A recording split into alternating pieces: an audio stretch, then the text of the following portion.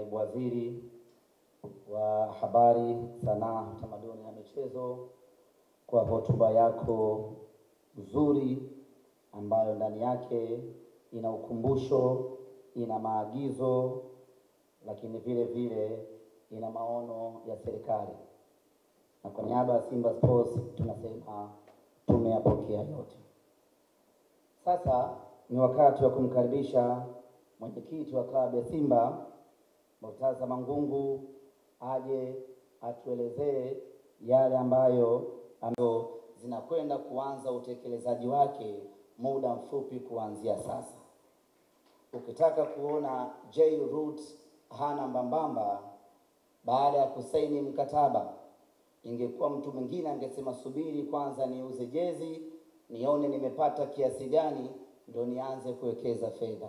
Lakini baada tu ya kusaini mkataba akawekeza 30% ya mkataba wake, kwa maana 30% ya bilioni 5.6. Huyu mtu sio wa kawaida. Makofi mengi tafadhali.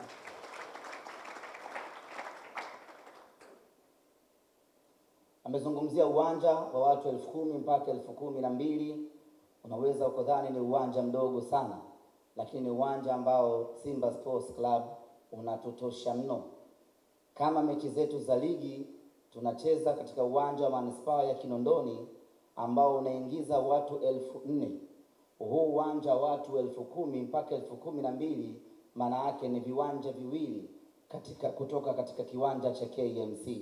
Ni kiwanja ambacho Simba kinatutosha sana kwa ajili ya mechi zetu za nyumbani. Maana yake ni kwamba tumestirika sasa, tutacheza nyumbani kwetu. Kama itakuwa ni Bunju, kama itakuwa ni wapi, viongozi wetu watafanya kazi hiyo ya kuelekeza uwanja ujengwe wapi. Lakini vile vile imezungumzwa sala la kutengeneza viwanja vya mazoezi, kwa maana training center.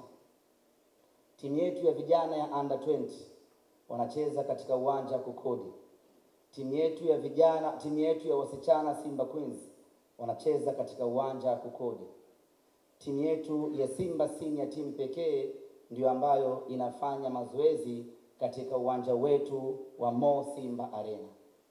Chini ya J-Root, timu zetu zote hizo 4 zitakuwa zikifanya mazoezi katika viwanja vyetu sisi wenyewe. Hii ni kusema ya kwamba wale waliokuwa wanatukodisha waanze kutafuta wateja wapya. Kuna ndinga mpya inakuja.